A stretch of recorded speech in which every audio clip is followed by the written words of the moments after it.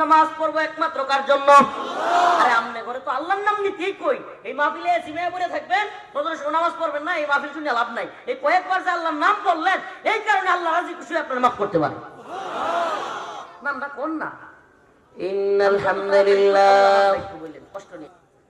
নাহমাদুহু ওয়া নাস্তাঈনুহু ওয়া নাস্তাগফিরুহু ওয়া নু'মিনু বিহি ওয়া নাতাওয়াক্কালু আলাইহি ওয়া নাউযু বিল্লাহি মিন শুরুরি আনফুসিনা ওয়া মিন সাইয়্যাতি আ'মালিনা। من يهده الله فلا مضل له ومن يضلل فلا هادي له ونشهد أن لا إله إلا الله وحده لا شريك له أما بعد فقد قال الله تبارك وتعالى في كلامه المجيد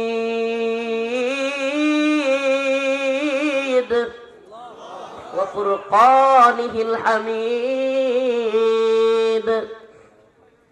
أعوذ بالله من الشيطان الرجيم. بسم الله الرحمن الرحيم. وما هم بمؤمنين. আল্লাহ বলেন এরা প্রকৃত ঈমানদার না। তাইলে প্রকৃত মুমিন কারা? যারা তাওহীদে বিশ্বাস করে। তাওহীদ কি? তাওহীদ আর রুবুবিয়্যাহ, তাওহীদ আল উলুহিয়্যাহ, তাওহীদ আল হাকিমিয়্যাহ, তাওহীদ আল আসমাই ওয়াস সিফাত। চারটা বললাম। তাওহীদ আর রুবুবিয়্যাহ, রব কে? রিজিক দাতা কে? পালন কর্তা কে? আসমান জমিনের মালিক কে? এই যে এই প্রকারের তাওহীদ কে বলে? কয়েকটা কথা একটু মাথায় ঢুকাবেন আজকের আলোচনাগুলো। মৌলিক কথা আমরা মাঝে মাঝে চিন্তা করি, সুবহানাল্লাহ, এই রাত্রে বেলায় হাজার হাজার মানুষ আমাদের জন্য অপেক্ষা করে। আল্লাহ পাক এই জামানায় গুনাহগার মানুষ, ছোট মানুষ, কিন্তু এই যে পরিচিতি দিছে আল্লাহ পাক, এই যে মানুষের মধ্যে ভালোবাসা দিছে, একটু দায়িত্ব আছে না? দায়বদ্ধতা আছে না? নিজের মধ্যে ফিল করি যে এই মানুষগুলোর কি বলবো।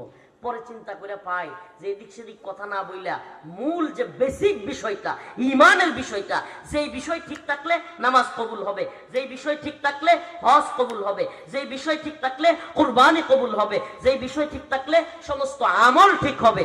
কিন্তু ঈমান যদি ঠিক না থাকে কোনো আমল কবুল হবে না। বলেন কোনো আমল কবুল হবে?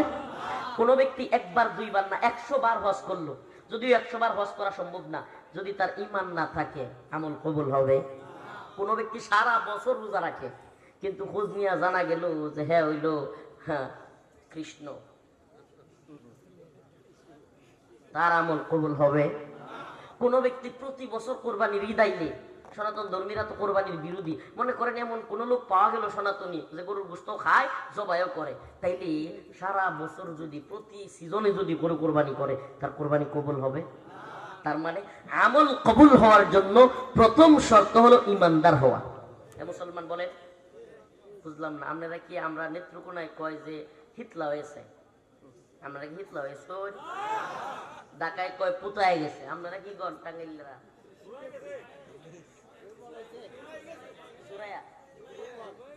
জোড়ায় গেছে, জিমায় শুদ্ধ ভাষা। তো আপনারা পুতায় যান নাই তো? লিল্লাহি তাকবীর, হাত একটু ওড়ান না। লিল্লাহি তাকবীর, নারে তাকবীর, হাত একটু নাড়া দেন, নাড়া দেন। মাশাআল্লাহ, আল্লাহ এই হাতগুলোর কবুল করো। এই সবাই উড়ান, গুমরা ভাঙবো, সবাই উড়ান, নাইলে ওয়াজ করে মজা পাইতেছি না, সব ঘুমাইতেছে। কি রে, কি অবস্থা? আমি কথা কই, কথা শুনে না, না আমি বুঝাইতে পারতেছি না, আল্লাহ জানে। না একটু গুমরা ভাঙছেন একটু? হ্যাঁ, সুবহানাল্লাহ। মর্দে মুজাহিদ হইতে হবে না? এই মর্দে মুজাহিদ তেরি अलगार कहाँ है, हाथ में तस्बीह तो है तलवार कहाँ है। মুজাহিদ হাতে তসবিহ তো আছে, তলোয়ার কোথায়? সাহাবায়ে কেরাম তো অস্ত্র রাখতেন, নবী আলাইহিস সালাম অস্ত্র রাখতেন। আর এখন আমরা অস্ত্রের কথা কইলেই কই জঙ্গি, অস্ত্রের কথা কইলেই কই মৌলবাদী, অস্ত্রের কথা কইলেই কই উগ্রবাদী। রাষ্ট্র যদি দখল করতে আসে, ভূমি দখল করতে আসে, তাইলে কি শুধু সেনাবাহিনী আর পুলিশ দিয়া সম্ভব, নাকি দেশের নাগরিকদেরকেও লাগবে? তাইলে এদেরকেও অস্ত্রের ট্রেনিং দেওয়া দরকার আছে না নাই? আমি তো মনে করি 18 বছরের উপরের যত যুবক আছে 40 এবং 18-র মাঝখানে সবাইকে রাষ্ট্রীয়ভাবে ট্রেনিং দেওয়ানো হোক, তাইলে আর কেউ হুমকি ধমকি দেওয়ার সাহস পাইত। তাইলে যে কথা বলতেছিলাম, তাওহীদ আর রুবুবিয়্যাহ, তাওহীদ আল উলুহিয়্যাহ, তাওহীদ আল হাকিমিয়্যাহ, তাওহীদ আল আসমা ওয়াস সিফাত। আসুন, আমার মধ্যে তাওহীদের কোন প্রকার আছে, কোন প্রকার নাই, আর তাওহীদের কোনো এক প্রকার থাকলে আর 2 প্রকার না থাকলে আমি কি আসলে মুসলমান কি না একটু যাচাই করি। তাওহীদ আর রুবুবিয়্যাহ, আসমান জমিনের মালিক কে? এটা হলো তাওহীদ আর রুবুবিয়্যাহর প্রকার। আসমান জমিনের মালিক, রিজিক দাতা, পালন কর্তা, এগুলো তাওহীদ আর রুবুবিয়্যাহ। রব আল্লাহ, এই কথা মেনে নেয়া। যেমন এই তাওহীদে মক্কার কাফিররাও ছিল। নাউজুবিল্লাহ, এটা কি কয়? মক্কার কাফিররা পর্যন্ত এই তাওহীদের অন্তর্ভুক্ত ছিল। আল্লাহর রাসূলকে আল্লাহ পাক বলেন, যদি আপনি তাদেরকে জিজ্ঞেস করেন, ওয়ালা ইন সালতাহুম মান খালাকাস সামাওয়াতি ওয়াল আরদ লা ইয়াকুলুন্না আল্লাহ। আল্লাহ পাক বলেন, হে রাসূল, আপনি যদি জিজ্ঞেস করেন, ও নবী আলাইহিস সালাম, আপনারা যদি তাদেরকে জিজ্ঞেস করেন, ওয়ালা ইন সালতাহুম মান খালাকাস সামাওয়াতি ওয়াল আরদ, মক্কার কুরাইশদেরকে প্রশ্ন করেন, লা ইয়াকুলুন্না আল্লাহ, ওই মক্কার কাফির কুরাইশরা পর্যন্ত বলবে আসমান জমিনের মালিক কে? তাইলে বোঝা গেল আসমান জমিনের মালিক আল্লাহ। এই রুবুবিয়্যাহ কিংবা এই তাওহীদের প্রকার শুধু আমরা বিশ্বাস করি না, আবু জাহেল সহ বিশ্বাস করত। আবু জাহেল সহ কি করত? বিশ্বাস করত। তাইলে বোঝা গেল এই এক প্রকারের তাওহীদ দিয়াই আমরা মুসলমান হইতে পারবো। তাইলে মক্কার আবু জাহেল মুসলমান ছিল? আসমান জমিনের মালিক আল্লাহ, এটা আবু জাহেলও জানতো। আসমান জমিনের মালিক আল্লাহ, সৃষ্টিকর্তা আল্লাহ, এই কথা মক্কার কাফেররা অনেকেই বুঝতো, জানতো। এটা আমার কথা না, স্বয়ং আল্লাহ বলতেছেন, ওয়ালা ইন সালতাহুম মান খালাকাস সামাওয়াতি ওয়াল আরদ, তাদেরকে প্রশ্ন করুন, তাদেরকে জিজ্ঞেস করুন আসমান জমিনের মালিক কে? তারা বলতো লা ইয়াকুলুন্না আল্লাহ, আল্লাহ। তাইলে আমরাও বলি আল্লাহ, তারাও বলে আল্লাহ, তারা কাফের, আমি মুসলমান। বোঝা গেল আরো কিছু বিশ্বাস আছে। আরো কিছু বিশ্বাস আছে। প্রিয় ভাইরা আমার, এবার আসুন তাওহীদের দ্বিতীয় প্রকার, তাওহীদ আল উলুহিয়্যাহ। তাওহীদ আল উলুহিয়্যাহ হলো ইবাদতের যোগ্য একমাত্র কে? ইবাদতের যোগ্য একমাত্র কে? নামাজের জন্য একমাত্র যোগ্য কে? নামাজ পড়বো কার জন্য? আহারে কথা কয় না, আমার লগে কথা কন লাগবো, আমি নামাজ করতে পারি না। আমি যত তাড়াতাড়ি কই আল্লাহ নামটা একটু বললেন, কষ্ট নিয়েন না। তাওহীদ আল উলুহিয়্যাহ, ইবাদতের একমাত্র গ্রহণযোগ্য, মনোনীত, একমাত্র সত্তা, একমাত্র মালিক কে? নামাজ কার জন্য? রোজা কার জন্য? যাকাত কার জন্য? হজ কার জন্য? কুরবানি কার জন্য? কুল ইন্না সালাতি ওয়া নুসুকি ওয়া মাহইয়ায়া ওয়া মামাতি লিল্লাহি রাব্বিল আলামিন। আমার নামাজ, আমার কুরবানি, আমার হায়াত, আমার মৃত্যু সব কিছু কার জন্য? এখন প্রশ্ন, নামাজ পড়াই কি মাকবুল ইবাদত? রোজা রাখাই কি মাকবুল ইবাদত? রোজা রাখলে নফল রোজাও সওয়াব আছে না নাই?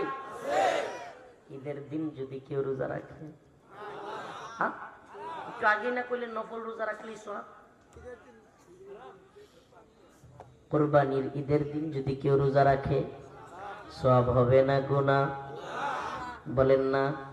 তার মানে বোঝা গেল আমরা প্রথম জানলাম ইবাদত কবুল হওয়ার জন্য ইমানদার হওয়া কি শর্ত? ইমানদার হওয়া কি? নাম্বার 2 পাইলাম ইবাদত কবুল হওয়ার জন্য আরেকটা শর্ত হইল আকায়ে নামদার তাজদারে মদিনা সরদারে দু আলম মুহাম্মদুর রাসূলুল্লাহ সাল্লাল্লাহু আলাইহি ওয়াসাল্লাম যেভাবে বলেছেন, আল্লাহ পাক কোরআনে যেভাবে বলেছেন, যখন পড়তে বলেছেন তখন পড়াই হলো ইবাদত, যখন নিষেধ করেছেন তখন না পড়াই হলো। কথা বুঝে আসছে? কেউ যদি বলে না না না আমি মানি না, রোজার দিনেও ঈদের দিনেও রোজা রাখবো, সওয়াবের ভাগীদার হবে নাকি গুনাহ? কেউ মনে মনে বলল যে ঠিক আছে নামাজ, নফল নামাজ পড়া সওয়াব না গুনাহ? নফল নামাজ পড়া সওয়াব না গুনাহ? বেশি বেশি নফল নামাজ পড়া, তাহাজ্জুদ পড়া, ইশরাক পড়া সওয়াব আছে না নাই? যদি কোনো ব্যক্তি আল্লাহর নৈকট্য লাভ করতে চায় সে যেন অবশ্যই তাহাজ্জুদ পড়ে, কিয়ামুল লাইল করে। আল্লাহর রাসূল সাল্লাল্লাহু আলাইহি ওয়াসাল্লাম কিয়ামুল লাইল করতেন, সুবহানাল্লাহ, ওনার পা গুলো ফুলে যেত। এখন আমরা তো 5 ওয়াক্ত নামাজই পড়ি না, আল্লাহ আমাদেরকে ক্ষমা করুক। আরো জোরে বলেন আমিন। 5 ওয়াক্ত নামাজ পড়বো তো ইনশাআল্লাহ? সকলেই পড়বো তো ইনশাআল্লাহ? আল্লাহ আমাদেরকে সবাইকে নামাজি বানাক, আল্লাহ সবাইকে দিনদার, পরহেজগার, মুত্তাকি, ইমানদার বানাক। তাইলে বলতেছিলাম, আমি রোজার দিনে বুঝলাম যে নফল রোজা রাখা সওয়াব, কিন্তু ঈদের দিনে রাখলে গুনাহ। নফল নামাজ পড়া সওয়াব না গুনাহ? কিন্তু যদি কোনো ব্যক্তি সূর্য উদয়ের সময় পড়ে কিংবা সূর্য যখন অস্ত যায় তখন যদি পড়ে, ও মুসলমান ইমানদার, বোঝা গেল শুধুমাত্র নামাজ পড়াই মাকবুল ইবাদত না, রোজা রাখাই মাকবুল ইবাদত না, বরং আল্লাহ পাক যখন পড়তে বলেছেন তখন পড়া সওয়াব, আল্লাহ যা নিষেধ করেছেন তখন তা মেনে নেওয়াই সওয়াব। তাইলে আমার প্রশ্ন, নামাজের রব, রোজার রব, হাত সামনে দিলে কি বলবেন? আল্লাহ। হাত সামনে। নামাজের রব, রোজার রব, যাকাতের রব, কুরবানির রব। তাইলে মদের রব কি শেখ হাসিনা? সুদের রব কি ডক্টর মোহাম্মদ ইউনূস? হ্যাঁ, কথাগুলো মনে হয় বুঝাইতে পারতেছি না। নামাজকে ফরজ করেছেন কে? রোজা ফরজ করেছেন কে? কুরবানি ওয়াজিব করেছেন কে? হজ ফরজ করেছেন কে? যে আল্লাহ নামাজের বিধান দিলেন, যে আল্লাহ বললেন উতলু মা উহিয়া ইলাইকা মিনাল কিতাব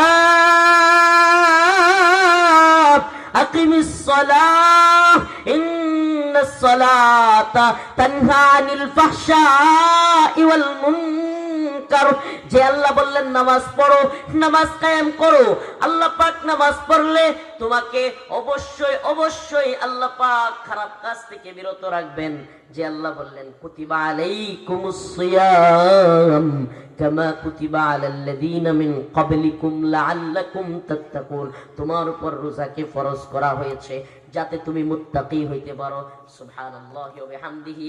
আমার জানতে মন চায়, ও এলেঙ্গা কালিহাতি টাঙ্গাইলের মুসলমান, যে আল্লাহ নামাজ ফরজ করেছেন, যে আল্লাহ রোজা ফরজ করেছেন, যে আল্লাহ কুরবানির বিধান দিয়েছেন, সেই আল্লাহ একই কোরআনের ভিতরে সুদ হারাম বলেছেন না বলেন নাই?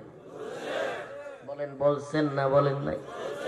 আল্লাহ বলেছেন আহাল্লাল্লাহুল বাই'a ওয়া হারামার রিবা, ক্রয় বিক্রয় হালাল, ওয়া হারামার রিবা, আর সুদ হলো।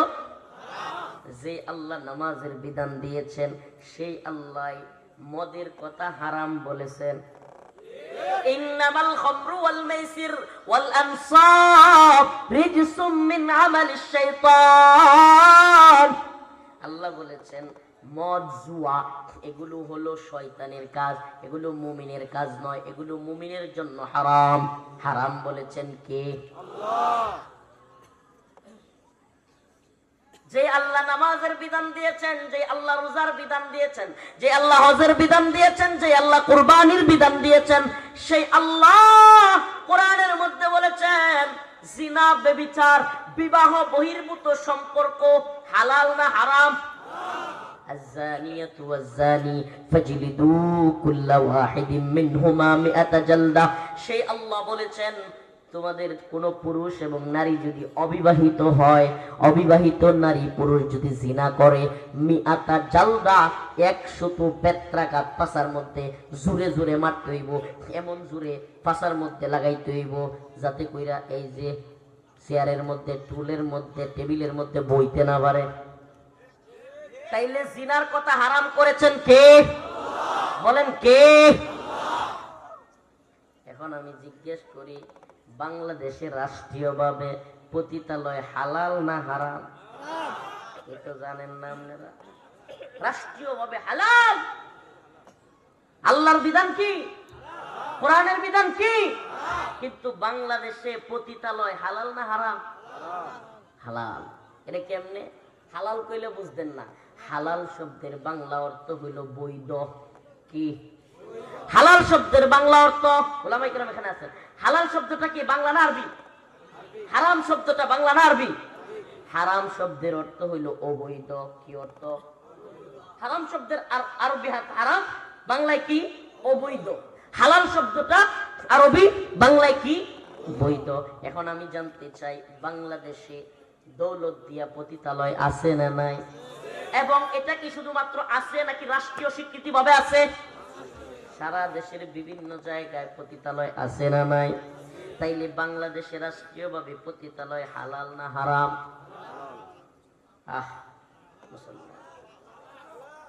মদের বার, লাইসেন্সকৃত মদের বার বাংলাদেশে আছে না নাই?